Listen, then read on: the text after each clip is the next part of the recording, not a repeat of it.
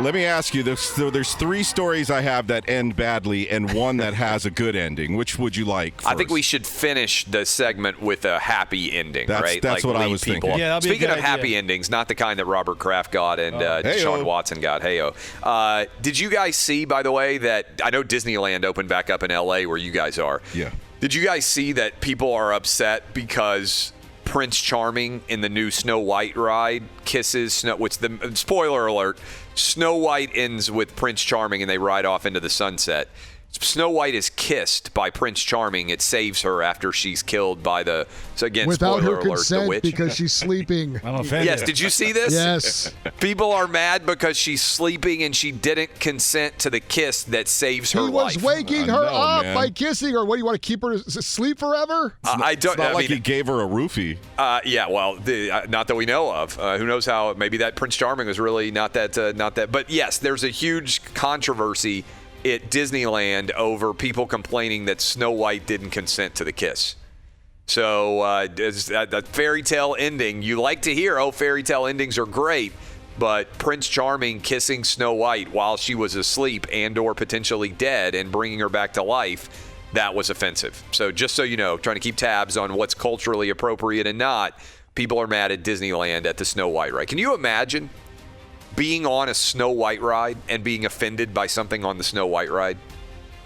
Losers. I mean, just think about that for a minute. Like, I mean, like the same thing happened with Pirates of the Caribbean and the Splash Mountain. People on the ride offended by the details of a kid's ride. I can't imagine listening to these people. It's just like if you took the biggest losers on the planet and put them all in one room together, that's Twitter. Next thing they're going to be offended by, it's a small world after all. What's offensive about it's a small world after all? Well, they're going to get offended because it's every race and culture out there is represented on that ride. So, in like a stereotypical way? People are just going to get offended because they get offended for everything, man. Yeah. I feel like these companies need to just start ignoring losers. Every company should have a director of common sense who they come to, and you're just like, hey, should we ignore this or respond to it? And almost always the answer should be ignore this. That should be the entire job. We need a grow some balls movement. Yeah, no, there's no doubt. All right, so I'll transition from that sadness to this sad news. Carl Mock was a wilderness guide who lived in West Yellowstone, Montana. He died from injuries suffered when he was mauled by a grizzly bear. Mock was 40, fishing alone near the Baker's Hole campground 3 miles from West Yellowstone. He was able to call 911. He was rushed to an Idaho Falls hospital, according to the Montana Fish, Wildlife, and Parks Department. He died in the hospital. Mock was a guide for backcountry adventures who described him as a dear friend in Facebook posts. That's off. So do we know, did the bear sneak up on him? Like, do we know the details of how the attack happened? They didn't give the details of the attack, but a GoFundMe page was created by a friend who says that this is what really stinks. He suffered a massive stroke and died in the hospital 2 days after the attack. The death was kind of shocking, he wrote, because surgeries had actually gone well. Oh, wow. So maybe the stress of his body from the attack was what ended up actually killing him and not the grizzly bear itself. Yeah, now they did say that he had bear spray with him, but it was unclear whether or not he was able to use it. Montana Fish, Wildlife, and Park officials closed the area where Mock was attacked. They sent staff to investigate, where they ultimately shot and killed the grizzly, a statement says. The bear was described as an older male grizzly who charged at 7 investigators when they entered the area.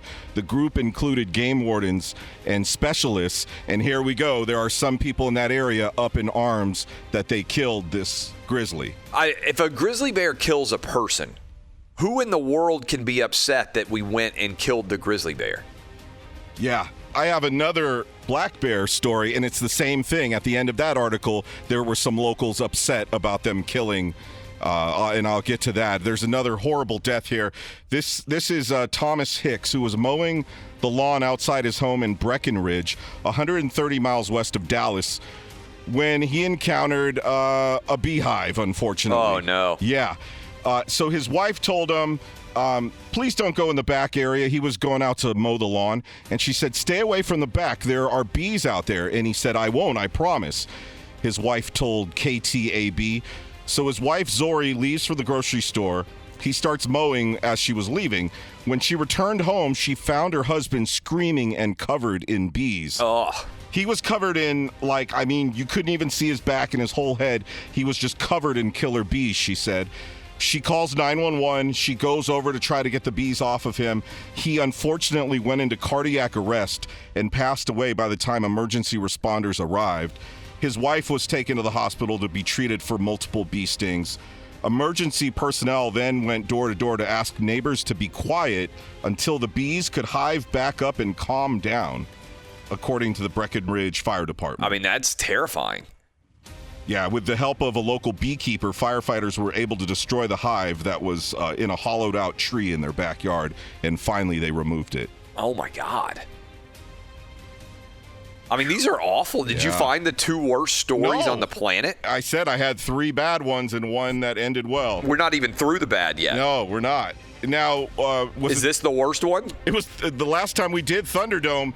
You accused me of being soft because there weren't any deaths. So now you got to just throw deaths right in everybody's face as they start off the morning? I don't make up the news. I just report what's happening. Yeah. All right, Colorado Thanks, woman. Walter Cronkite. Colorado woman walking dogs is killed and partially eaten by bear and cub is the headline. A cub? Yeah. Oh, that's a serial killing bear if I ever saw one. So where was she? So this 39-year-old woman was found dead near Highway 550 near Trimble, north of Durango, Colorado. Her boyfriend told authorities she had taken their 2 dogs for a walk early in the morning. When he returned home after work, it was around 8:30 p.m., he discovered the dogs had come back without her. Oh. Unable to call her, he began searching. He found her mauled body by the side of the road an hour later. CPW officers were summoned and they found signs of consumption on the body, as well as an abundance of black bear droppings and hair at the scene. Investigators scrambled a dog team from the U.S. Department of Agriculture Wildlife Services to search the area and to begin tracking the black bear. They tracked down an adult female with 2 cubs and euthanized all 3.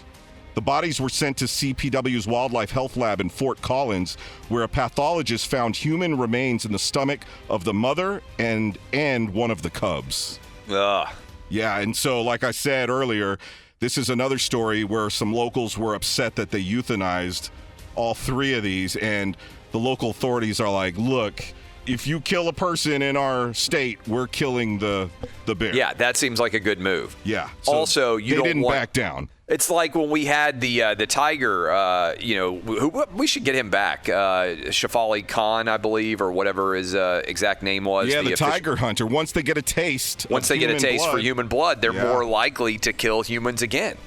So that's why you got to get them. All right, so you do have a positive story here? Yes. All right, Animal Services officers in Iowa were called to an apartment complex on a report of an alligator on the loose. The Animal Rescue League of Iowa said Animal Services officers were dispatched to the apartment complex in Des Moines on a report of a 4 to 5 foot loose alligator in the parking lot. An alligator in Iowa, right? I mean, they must have been scared to death. Residents of this Des Moines apartment complex walked out and were startled to see this large reptile, the ARL said in a Facebook post. They immediately reported it and waited anxiously until the Animal Services officer arrived. The alleged alligator, Clay, was a 4-foot-long plush toy. There's a picture of this. It's great. The large stuffed Can you tell it's a toy? I'm going to tweet this out, and I'll tag you at Clay Travis and at Danny G Radio on Twitter. I want your opinion to see what you think. I mean, I'm sorry, but if I saw this, I wouldn't, because of the head on this plush toy, I would not think it was real. These people in Iowa obviously have no experience looking at alligators. Ridiculous. The stuffed alligator is now safe in the care of the ARL Animal Services. Think about how disappointed the cops were that responded there. You know, they wanted it to be an alligator. Like, we got an alligator in an apartment in Iowa. They're like, oh, this is going to be an awesome call. Like, this is going to be fun. Yep. And then they show up and it's a stuffed alligator. Dreaming of some boots. Yeah, I would just think it would be fun. If you're a cop in Iowa, I would think, of all the things you could have to respond to, alligator in the parking lot would be a pretty fun call to get. I'm sure there's not a code for that in Iowa on the police radar. All right, when we come back, John Morosi is going to join us. He's our Major League Baseball insider. That is the Animal Thunderdome. A lot of darkness, but at least a little bit of sunshine there at the end. This is Outkick on Fox Sports Radio.